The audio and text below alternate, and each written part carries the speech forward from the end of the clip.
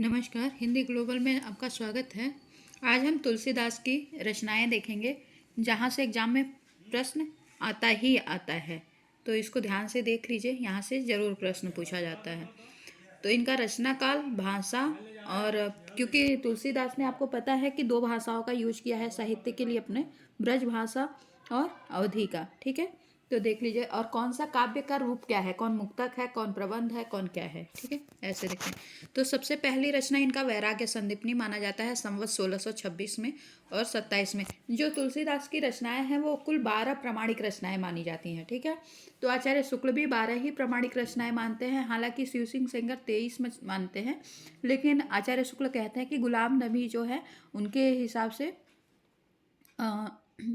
तुलसीदास की जो रचनाएं हैं वो 12 प्रामाणिक मानी जाती हैं। ज़्यादातर लोगों ने 12 ही माना है। ठीक है, तो सबसे पहली वैराग्य संदीपनी है संवत 1626 से 27 में।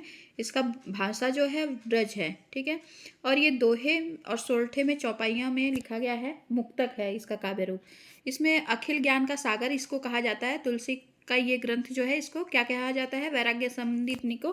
तो अखिल ज्ञान का सागर पूछा जा सकता है कि तुलसी के किस ग्रंथ को अखिल ज्ञान का सागर कहा जाता है। और यह ग्रंथ 4 भागों में विभाजित है। मंगलाचरण, वस्तु संकेत, संत स्वभाव का वर्णन, संत महिमा का वर्णन और शांति वर्णन है इसमें। दूसरा ग्रंथ है रामाज्ञा प्रश्नावली।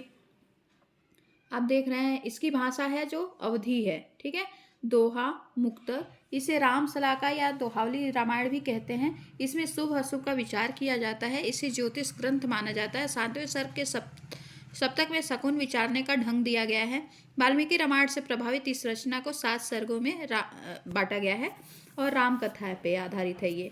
प्रत्येक सर्ग में 7 कोष्ठक व प्रत्येक कोष्ठक में 7 दोहे हैं। ठीक है, तो ये रामाज्ञा प्रश्न आप देखते हैं, रामायण रामचरितमानस जो है उसके आगे ही दिया रहता है। मतलब उसमें लोग देखते हैं कि कौन सा कार्य सिद्ध होगा, कौन सा नहीं होगा। इनका तीसरा रचना है रामलला नहछू 1628 से 29, ठेठ अवधि में ये लिखा है। और ये सोहर है, रामलला नहछू।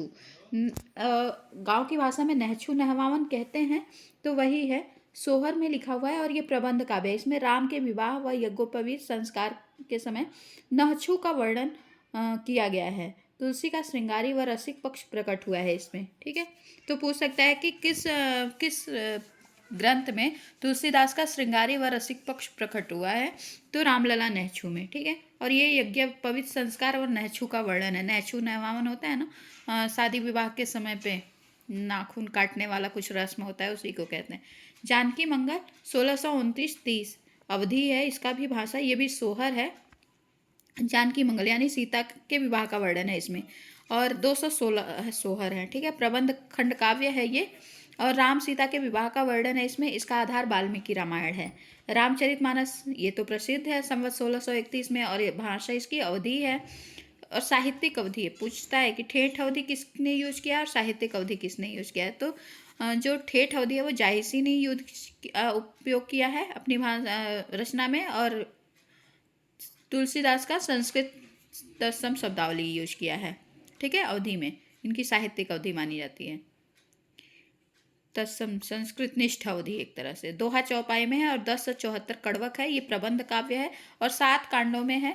7 कांड बालकांड, अयोध्या कांड, अरण्य कांड, किष्किंधा कांड, सुंदर कांड, लंका कांड और उत्तरकांड। ठीक है, ये 7 कांड है और कांडों का भी क्रम पूछा जाता है, तो इसको भी ध्यान से समझ लीजिएगा, मतलब याद कर लीजिएगा सुन के। 7 कांडों में राम कथा का वर्णन है। पार्वती मंगल ये भी अवधि में लिखा है और यह मंगल हरिगीतिका छंद में लिखा हुआ है। प्रबंध खंड काव्य है। इसमें शिव पार्वती विवाह का वर्णन है। रामचरितमानस में शिव पार्वती विवाह का आधार शिव पुराण है। इसका आरंभ कुमार संभव, इसका आधार जो है पार्वती मंगल का कुमार संभवम कालिदास है। ठीक है, कालिदास ने जो कुमार संभवम लिखा है उसके महाकाव्य उसके आधार पे है। कृष्ण की तावली ब्रज भाषा में है ये। ठीक है, गीति मुक्तक काव्य है ये, और भगवान का लोकरंजक रूप इसमें व्यक्त किया है तुलसीदास ने। कृष्ण का बाल चरित्र, गोपियों का प्रेम व मथुरा गमन, भ्रमर गीत का वर्णन है इसमें।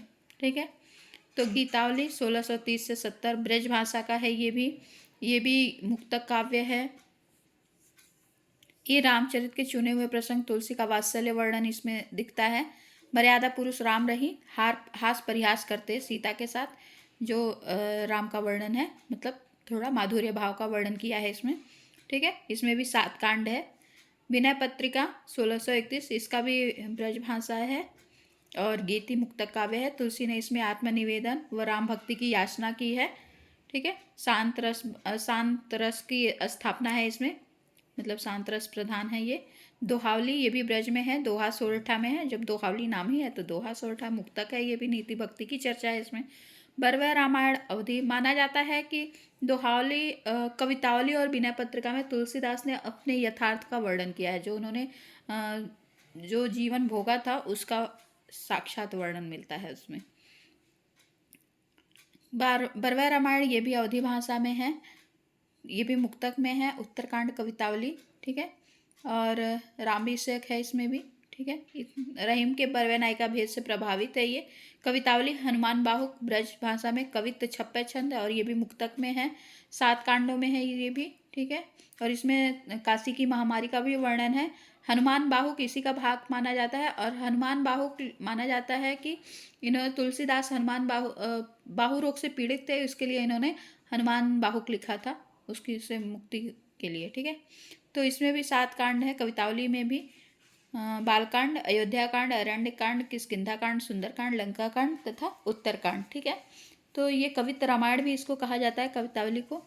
ये देख लीजिएगा ध्यान से, ये बहुत इंपॉर्टेंट है। अच्छा, कैसे याद करेंगे कि कौन कौन सी रचनाएं इनकी ब्रज में और कौन सी अवधि में? तो जितने भी व वाले हैं, ठीक है, व नहीं व, ठीक है, व वाले और वली, जितने भी लास्ट में वली आता है, ये सभी रचनाएं इनकी ब्रज भाषा में। जैसे वैराग्य संदीपनी, तो इसको कैसे, सभी वली वैराग्य करने विनय को चली, ठीक है। सभी वली वैराग्य करने विनय को चली। तो वैराग्य संदीपनी सभी वली में कवितावली, दोहावली, गीतावली तीनों वली और वैराग्य करने वैराग्य संदीपनी करने ब्रज को चली, विनय वैराग्य विनय करने ब्रज को चली। तो विनय पत्रिका और ब्रज मतलब ब्रज भाषा में, ठीक है। ये ट्रिक है, इसको देख लीजिएगा और याद कर लीजिएगा, यहाँ से क्वेश्चन पूछा ही जाता है एग्जाम के मद्देनज़र, ये बहुत इंपॉर्टेंट है। और नेट वगैरह में तो एकदम ही आता है, यहाँ से सारे ही कॉम्पिटेटिव एग्जाम, जो टीचिंग एग्जाम है, LT ग्रेड, JIC, ठीक है, TGT, PGT, ये हाँ तो आते ही आते हैं। तो उम्मीद है जानकारी आपके काम की होगी। चैनल को लाइक शेयर और सब्सक्राइब कर दीजिए और अपने दोस्तों को आप शेयर करके इसमें सब्सक्राइबर बढ़ाइए, ताकि लगे कि हाँ ये उपयोगी चैनल है। ऐसे मतलब कुछ अनर्गल चीज़ें नहीं जा रही हैं, कहीं ना कहीं सार्थक चीज़ें जा रही हैं, ठीक है। तो आप लोग व्यू भी नहीं दे रहे हैं, इस चैनल पे व्यू भी नहीं आ रहा है, तो मतलब क्या है फिर वीडियो डालने का। खैर, मैं अपना प्रयास कर रही हूँ, आप अपना देख लीजिए। आगे बढ़ाएंगे तो सबके लिए फ़ायदेमंद होगा। धन्यवाद।